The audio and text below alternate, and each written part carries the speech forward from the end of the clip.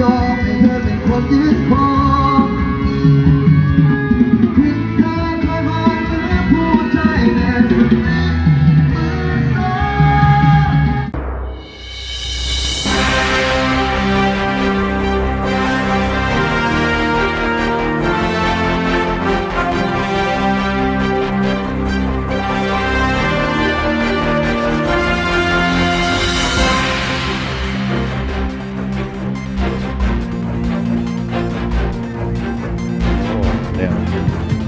สองไว้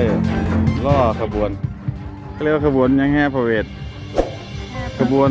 อัญเชิญพระเวทก็พระพ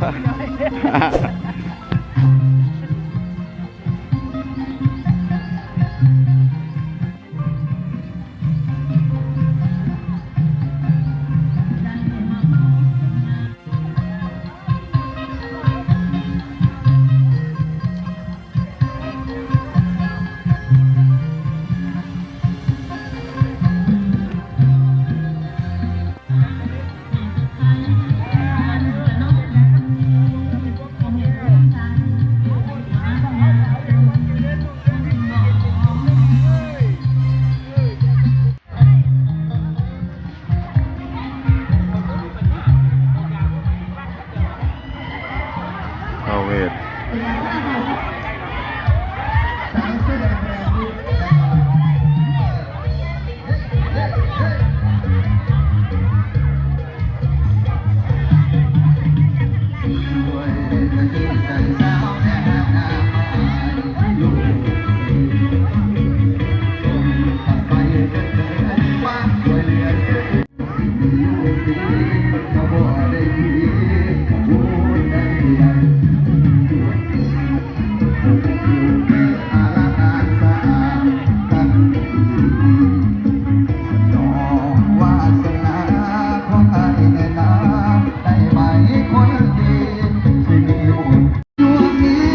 ยอมให้เธอเป็นคนยึดครองผิดทางคอยผ่านหรือผู้ใจแน่สุดมือสองรักพี่หน่อยน้องคิดเสียว่าเอาบุญเลิกสุดท้ายไม่มีลูกไม้กาบุญวันเสียงสาร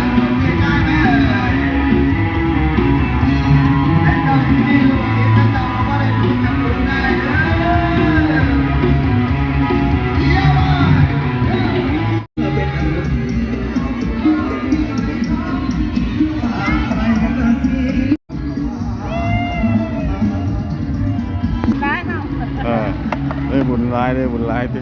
มันล่างเราไป โอ้